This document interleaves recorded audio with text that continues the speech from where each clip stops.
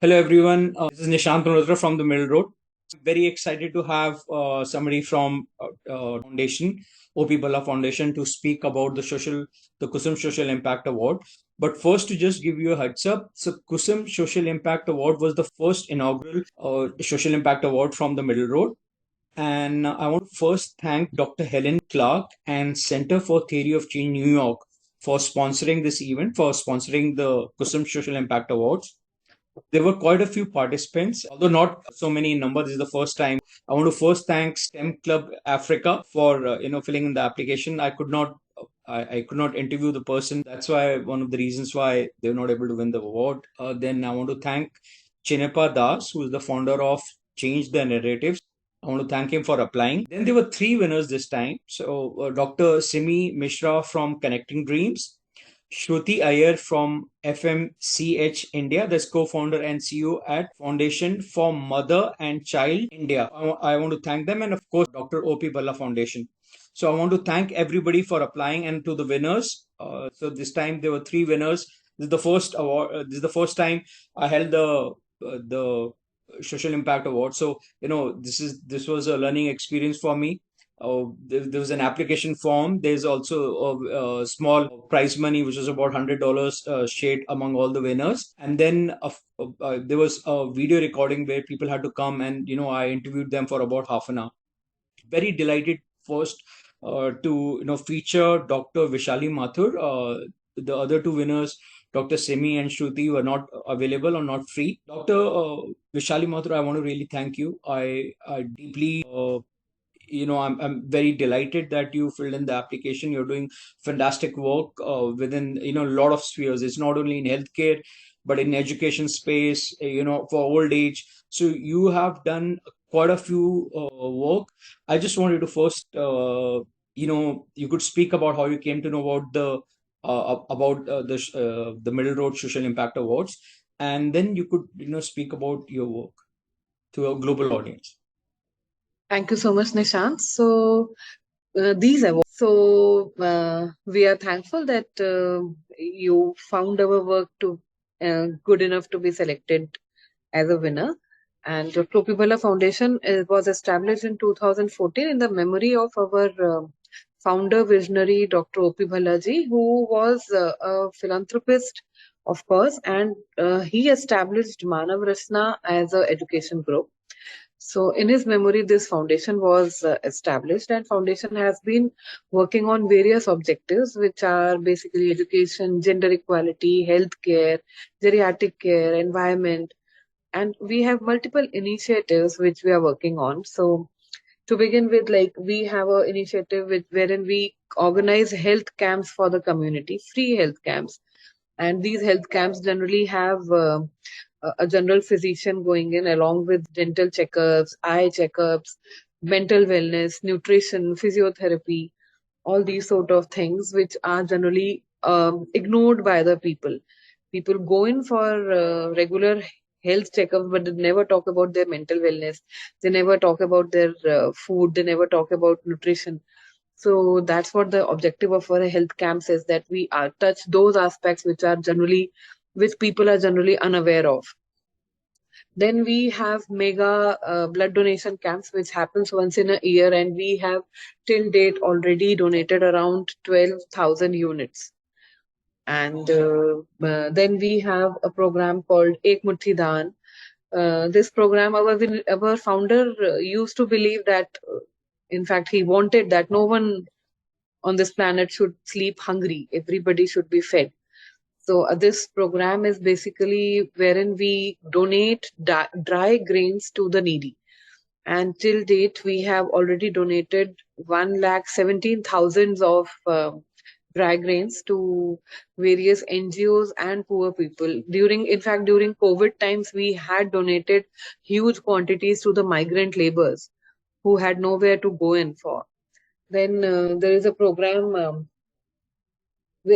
called Kaushal. We are working on the skill development of the underprivileged children. So because it has been found that most of the students drop out of their college. After schools, they don't go to college actually. And at that stage, when they are only grade 12 pass, and they are they don't take up further education, they are not even job ready, they do not get proper jobs, and then they end up working as labor. So we are providing them basic computer training, so that at least, even if by any chance they drop out of school, of their college, they can at least work as a data entry operator. So we are training them on basic computer skills.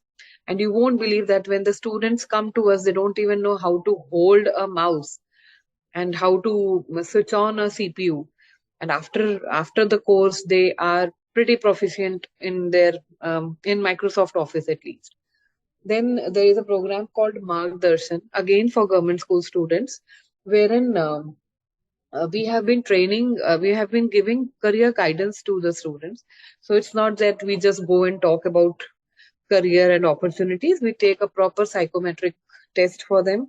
Where the test is for around 2 hours. We go in for a proper test for grade 9 to 12 students, and after that, as per their results, we give them a one-on-one counseling on what programs or what courses they can pursue once they are, the first thing is, when they are in grade 9 or 10, it is difficult for them to decide which subject to choose.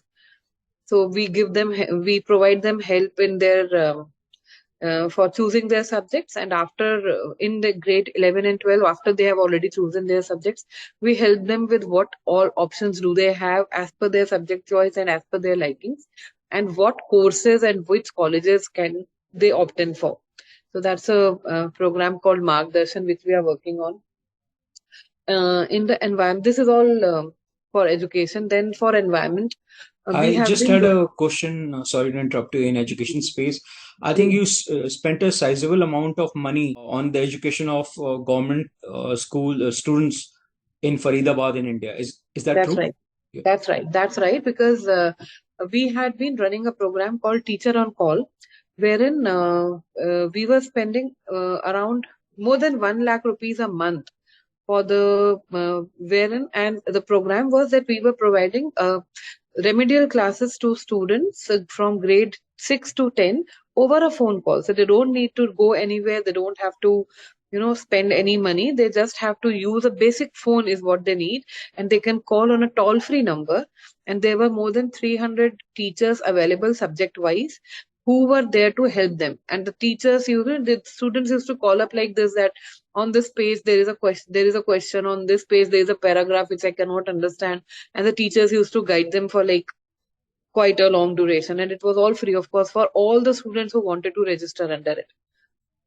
Okay. And did it give results? I mean, because teaching Yes, is you yes, have a lot of we had visualization. analyzed. Yes, we did analyze the results pre and post the program.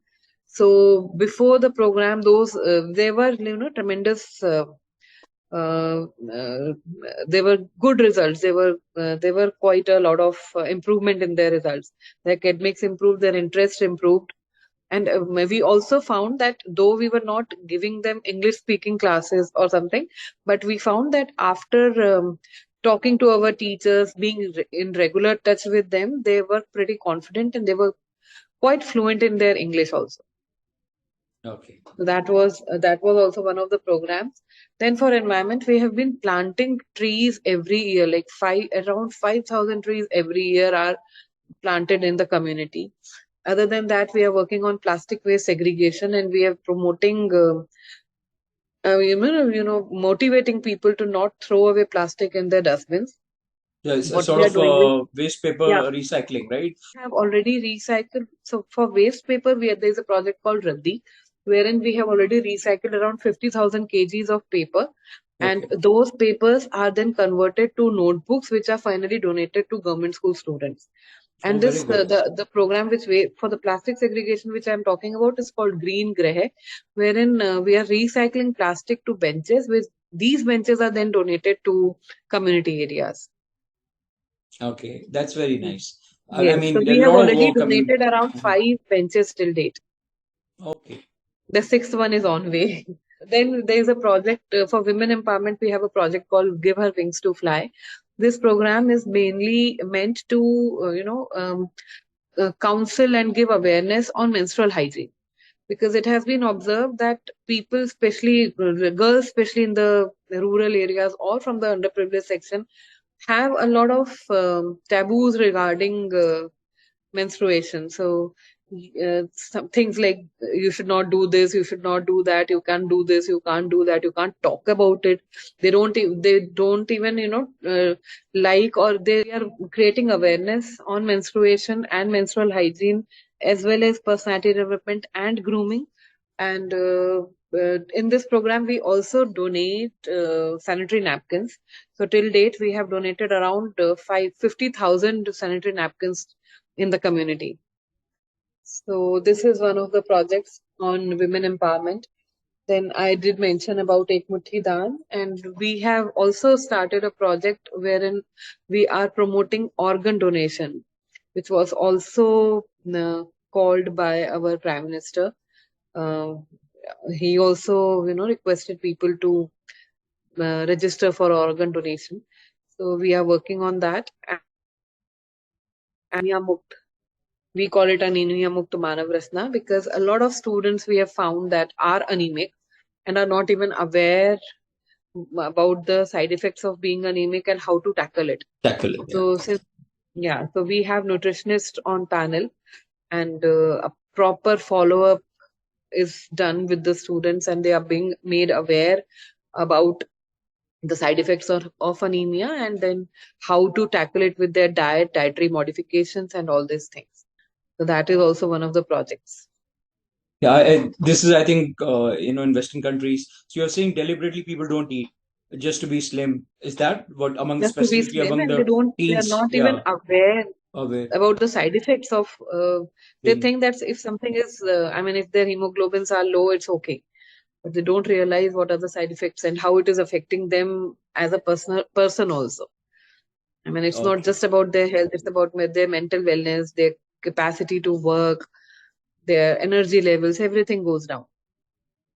And so I just had what were the what were the sort of milestones you could talk about which happened over a period of time, and were there like resistances where you had a problem? How did you overcome that? The most milestones are the figures which we have achieved till date. Like we have done 1 lakh and 17,000 kgs of grains, 50,000 sanitary napkins, around 40,000 kgs of paper waste, which has been recycled. Not 1,000 kgs of plastic, which is like a huge number. I would say 1,200 kgs now because the sixth bench is on way. So 12,000 kgs of plastic, which is again a huge amount. 25,000 plants. All these are, of course, our milestones and achievements which have come up bit by bit. And while working in the community, there is always a resistance regarding anything new. So when I talk about, even when I talk about our health camps, people don't really understand the importance of a good diet in their lifestyle, or maybe the mental wellness. It is difficult, in fact, very difficult to motivate people to come in and talk to our psychologist about their problems. They find there is a big taboo which says that if you're talking about psychology, it means that you are not, that you are, so what should I say, that you're mentally imbalanced. Which is a major taboo in the society, and people just don't want to talk about their psychological problems. In fact, even stress or pressure regarding their exams is not considered to be a problem. So convincing students that examination stress can be tackled and it can be handled is a task. It's a difficult thing. Then community may like talking to girls regarding menstrual hygiene is a major problem. They don't want to talk about it. Yeah, it becomes a taboo, like it's a taboo. So what we do is we ensure that when we go and talk to them, the team comprises of boys as well. Because we also want to give them a message that even the men should know that, and the men should be there to help you out, to support you mentally, physically. So we ensure that our team, when it goes for a menstrual hygiene talk or a workshop like that, it should also comprise of some boys. And it is always difficult to make the girls talk about it, or be a little open about it. That is a major problem. It's not so Yeah, easy. You just can't go and talk to them out of nowhere. no, that's true. And over a period of time, what do you think? How did one I wanted to ask is, what were the key struggles you had? How did you overcome it? And would you like to sort of share an experience which you think you find it very motivating or inspiring? So I would talk about this Green Greh program, which is our plastic donation drive, plastic segregation drive. So we do offer internships to students. So last year in 2023, school students came up to us for some internship for some 15 days. And these students, we were like surprised with, they were students of grade 9 to 12, and they were divided in two groups. And one of the group was working on PCOD, and they were creating awareness amongst the community regarding PCOD, because people generally don't know about it. And the other group came up with this idea of green grey, wherein they conducted a survey at the first place, wherein they found that normally the community, even the educated community, doesn't even know that plastic can be segregated and there are harmful effects of plastic. So they were just not aware of it. And after that, they started this project and started, informing people. And the major challenge was that people were not ready to segregate their waste. They just did not want to put the waste in two dustbins or three dustbins. They wanted everything to be kept in one and just throw it away. So that came up as a challenge. And finally, after a lot of motivation and a lot of talks, I would not say not all, but we could at least motivate of their waste and give the plastic to us.